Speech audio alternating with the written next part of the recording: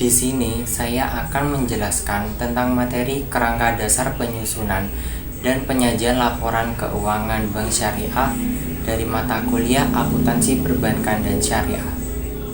Sebelumnya, perkenalkan nama saya Andre Alfi Razak dari program studi D3 Administrasi Keuangan Universitas Jember dengan nomor induk mahasiswa 2008031020051. Selanjutnya, di dalam materi ini, di sini saya akan menjelaskan beberapa hal. Yang pertama, karakteristik transaksi syariah. Kedua, pemakaian laporan keuangan syariah. Ketiga, tujuan keuangan syariah. Keempat, asumsi dasar. Kelima, karakteristik kualitatif informasi keuangan syariah. Keenam, unsur laporan keuangan. Dan yang terakhir yaitu pengakuan unsur laporan keuangan dalam akuntansi syariah. Jadi, yang pertama ini karakteristik transaksi syariah. Nah, dalam transaksi syariah dapat berupa aktivitas bisnis yang bersifat komersil maupun berupa aktivitas seperti bersifat non-komersial. Transaksi syariah komersil ini dapat berupa investasi untuk mendapatkan bagi hasil, jual beli barang untuk mendapatkan laba, dan pemberian layanan jasa untuk mendapatkan imbalan. Adapun transaksi syariah yang non-komersial ini dapat dilakukan dengan berupa pemberian pinjaman atau talangan, penghimpunan dan penyaluran dana sosial seperti zakat, infak, sedekah, dan lain-lain. Kedua jenis transaksi syariah ini harus memenuhi persyaratan syariah, yaitu terbebas dari hal-hal yang terlarang seperti riba, masyir, haram, dan ihtar. Dan selanjutnya yaitu pemakai laporan keuangan syariah. Yang pertama, investor sekarang dan investor potensial. Jadi, investor adalah pihak yang menanamkan dananya untuk memiliki usaha yang ada atau yang akan dilaksanakan. Jadi, biasanya bukti kepemilikan diwujudkan dalam bentuk surat saham. Investor sekarang adalah orang atau institusi yang memiliki surat saham atau perusahaan. Sedangkan investor potensial ini adalah orang atau institusi yang hendak membeli surat saham suatu perusahaan. Baik investor sekarang maupun investor potensial ini berkepentingan dengan risiko yang melekat serta hasil dari investasi yang sedang atau akan yang dilakukan. Yang kedua yaitu pemberian dana cord. Merupakan individu atau institusi yang memberikan pinjaman kepada entitas syariah dengan menggunakan skema cord, yaitu pinjaman dengan pengembalian sejumlah uang yang sama dengan dipinjamkan. Nah, pemberian dana cord ini membutuhkan informasi yang memungkinkan mereka untuk menyimpulkan apakah dana cord tersebut itu dapat dibayarkan pada saat jatuh tempo. Ketiga yaitu pemilik dana sirka temporer. Jadi pemilik dana sirka temporer ini yang berkepentingan akan informasi keuangan yang memungkinkan mereka untuk mengambil keputusan investasi dengan tingkat keuntungan yang bersaing dan juga aman. Jadi pemilik dana sirka temporer ini berkepentingan informasi keuangan yang memungkinkan mereka untuk mengetahui tingkat keamanan dan keuntungan dana yang diinvestasikan pada entitas syariah. Yang keempat yaitu kepemilikan dana titipan, yaitu individu atau institusi yang menitipkan dananya di entitas syariah dengan skema wadiah atau penitipan tanpa adanya kewajiban bagi yang dititipi untuk memberikan tambahan kepada penitip. Jadi pemilik dana titipan ini tertarik dengan informasi keuangan yang memungkinkan mereka untuk memutuskan apakah dana tersebut itu titipan dapat diambil setiap saat. Dan yang kelima yaitu pembayar dan penerima zakat, infak, sedekah, dan wakaf. Pembayar dan penerima zakat, infak, sedekah, dan wakaf serta mereka yang berkepentingan akan informasi mengenai sumber dan penyaluran dana tersebut. Keenam, pengawas syariah, yaitu orang yang ditugaskan oleh Dewan Syariah Nasional untuk mengawasi suatu entitas syariah terhadap prinsip syariah. Pengawas syariah yang berkepentingan dengan informasi tentang kepatuhan pengelola entitas syariah akan prinsip syariah. Yang ketujuh yaitu karyawan. Jadi karyawan dan kelompok-kelompok yang mewakili mereka ini tertarik pada informasi mengenai stabilitas dan profitabilitas entitas syariah. Jadi mereka juga tertarik dengan informasi yang memungkinkan mereka untuk menilai kemampuan entitas syariah dalam memberikan balas jasa, manfaat pensiun, dan juga kesempatan kerja. Yang kedelapan yaitu pemasok dan mitra usaha lainnya. Jadi pemasok dan mitra usaha lainnya ini tertarik dengan informasi yang memungkinkan mereka untuk memutuskan apakah jumlah yang terhutang akan dibayar pada saat jatuh tempo. Mitra usaha berkepentingan pada entitas syariah dalam tenggang waktu yang lebih pendek daripada pemberi pinjaman cord, kecuali kalau sebagai pelanggan utama mereka tergantung pada kelangsungan hidup entitas syariah. Dan yang kesembilan yaitu pelanggan. Para pelanggan ini berkepentingan dengan informasi mengenai kelangsungan hidup entitas syariah, terutama kalau mereka terlibat dalam perjanjian jangka panjang dengan atau tergantung pada entitas syariah. Yang ke-10 yaitu pemerintah. Pemerintah dan berbagai lembaga yang berada di bawah kekuasaannya ini berkepentingan dengan alokasi sumber daya dan karena itu berkepentingan juga dengan aktivitas entitas syariah. Mereka juga membutuhkan informasi untuk mengatur aktivitas entitas syariah, menetapkan kebijakan pajak, dan sebagai dasar untuk menyusun statistik pendapatan nasional dan statistik lainnya. Dan yang ke-11 ini masyarakat. Jadi entitas syariah mempengaruhi anggota masyarakat dalam berbagai cara. Misalnya seperti entitas syariah dapat memberikan kontribusi berarti pada perekonomian nasional, termasuk jumlah orang yang dipekerjakan dan perlindungan kepada penanam modal domestik. Jadi laporan keuangan dapat membantu masyarakat dengan menyediakan informasi kecenderungan atau tren dan perkembangan terakhir kemakmuran entitas syariah serta rangkaian aktivitasnya.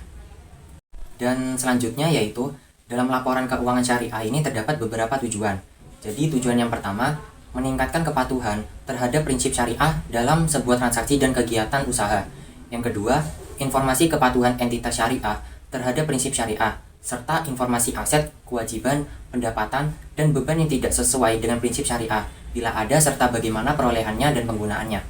Yang ketiga yaitu informasi untuk membantu mengevaluasi pemenuhan tanggung jawab entitas syariah terhadap amanah dalam mengamankan dana, menginvestasikannya pada tingkat keuntungan yang layak. Dan yang keempat, informasi mengenai tingkat keuntungan investasi yang diperoleh penanaman modal dan pemilik dana syirkah temporer, serta informasi mengenai pemenuhan kewajiban fungsi sosial dan entitas syariah, termasuk juga pengelolaan dan penyaluran zakat, infak, sedekah, dan juga wakaf. Selanjutnya yaitu asumsi dasar. Jadi dalam penyusunan laporan keuangan entitas syariah ini terdapat dua asumsi dasar.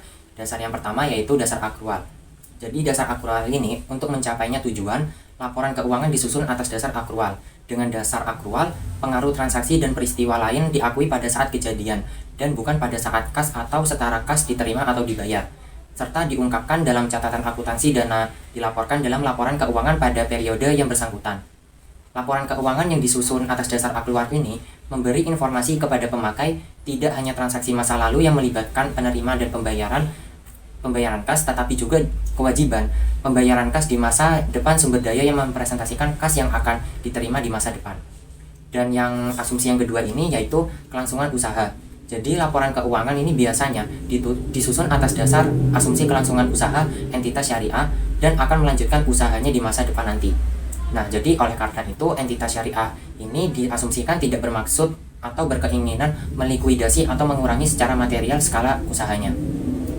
Selanjutnya yaitu karakteristik kualitatif informasi keuangan syariah. Jadi ada beberapa karakteristik yang harus kita pahami. Yang pertama yaitu dapat dipahami. Maksud karakteristik ini yaitu pemakai diasumsikan memiliki pengetahuan yang memadai tentang aktivitas ekonomi dan bisnis dengan ketekunan yang wajar. Jadi namun demikian informasi kompleks yang seharusnya dimasukkan dalam laporan keuangan tidak dapat dikeluarkan hanya atas dasar pertimbangan bahwa informasi itu terlalu sulit untuk dipahami maupun oleh pemakai tertentu. Karakteristik yang kedua yaitu relevan. Jadi memiliki kemampuan untuk mempengaruhi keputusan ekonomi pemakai dengan membantu mereka mengevaluasi masa lalu, masa kini atau masa depan dengan menegaskan atau mengoreksi hasil evaluasi mereka di masa lalu. Yang ketiga yaitu andal. Informasi memiliki kualitas andal jika bebas dari pengertian yang menyesatkan. Kesalahan material dapat disajikan secara jujur dari yang seharusnya disajikan atau yang secara wajar ini diharapkan dapat disajikan. Dan yang keempat yaitu dapat dibandingkan. Nah, pemakai harus dapat memperbandingkan laporan keuangan entitas syariah antar periode untuk mengidentifikasi kecenderungan posisi dan kinerja keuangan. Jadi pemakai juga harus dapat memperbandingkan laporan keuangan antar entitas syariah untuk mengevaluasi posisi keuangan, kinerja, serta perubahan posisi keuangan secara relatif. Jadi oleh karena itu, pengukuran dan penyajian dampak keuangan dari transaksi dan peristiwa lain yang serupa harus dilakukan juga secara konsisten untuk entitas syariah tersebut. Antar periode entitas syariah yang sama ini dengan entitas syariah yang berbeda maupun dengan entitas syariah yang lain. Agar dapat dibandingkan, pemakai harus dapat informasi tentang kebijakan akuntansi yang dilakukan dalam penyusunan laporan keuangan dan perubahan kebijakan serta pengaruh perubahan tersebut. Jadi para pemakai ini harus dimungkinkan untuk mengidentifikasi perbedaan kebijakan akuntansi yang diberlakukan untuk transaksi serta peristiwa lain yang sama dalam sebuah entitas dari satu periode ke periode yang lain dalam entitas syariah yang berbeda. Yaitu unsur laporan keuangan. Jadi sesuai dengan karakteristik maka laporan keuangan entitas syariah ada 3. Yang pertama, komponen laporan keuangan yang mencerminkan kegiatan komersil. yang meliputi laporan posisi keuangan, laporan laba rugi, laporan arus kas, dan laporan perubahan ekuitas. Yang kedua, komponen laporan keuangan yang mencerminkan kegiatan sosial. Jadi yang kedua ini terdapat dua laporan. Laporan yang pertama, laporan sumber dan penggunaan dana zakat, dan yang kedua, laporan sumber dan penggunaan dana kebajikan. Dan komponen yang terakhir yaitu komponen laporan keuangan lainnya yang mencerminkan kegiatan dan tanggung jawab khusus entitas syariah tersebut. Jadi unsur yang berkaitan secara langsung dengan pengukuran posisi keuangan adalah aset, kewajiban, dana syirkah, temporer, dan ekuitas. Pos-pos ini didefinisikan jadi seperti aset ini adalah sumber daya yang dikuasai oleh entitas syariah sebagai akibat dari peristiwa masa lalu dan dari mana manfaat ekonomi di masa depan yang diharapkan. Yang kedua, kewajiban, yang merupakan hutang entitas syariah masa kini yang timbul dari peristiwa masa lalu. Penyelesaiannya diharapkan mengakibatkan arus kas dari sumber daya entitas syariah yang mengandung manfaat ekonomi. Yang ketiga, dana syirkah temporer. Jadi, dana yang diterima dari investasi dengan jangka waktu tertentu dari individu dan pihak lainnya di mana entitas tersebut mempunyai hak untuk mengelola dan menginvestasikannya dana tersebut dengan pembagian hasil investasi berdasarkan kesepakatan. Dan yang keempat, ekuitas. Jadi, ekuitas ini adalah hak residual atas aset entitas syariah setelah dikurangi semua kewajiban dan dana syirkah temporer. Dan yang terakhir ini yaitu pengakuan unsur laporan keuangan dalam akuntansi syariah. Nah, pengakuan ini merupakan proses pembentukan suatu pos yang memenuhi definisi unsur serta kriteria pengakuan yang dikemukakan dalam paragraf 110 dalam neraca atau laporan laba rugi.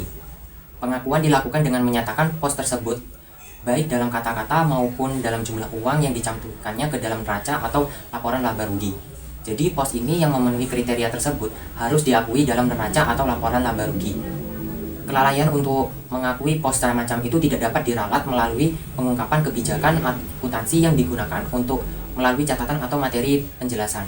Jadi suatu unsur harus diakui kalau yang pertama ada kemungkinan bahwa manfaat ekonomi yang berkaitan dengan pos tersebut akan mengalir dari satu ke dalam entitas syariah. Dan yang kedua, pos tersebut mempunyai nilai atau biaya yang dapat diukur dengan modal. Jadi sekian materi dari saya dengan materi kerangka dasar penyusunan dan penyajian laporan keuangan bank syariah dari mata kuliah akuntansi perbankan dan syariah. Terima kasih.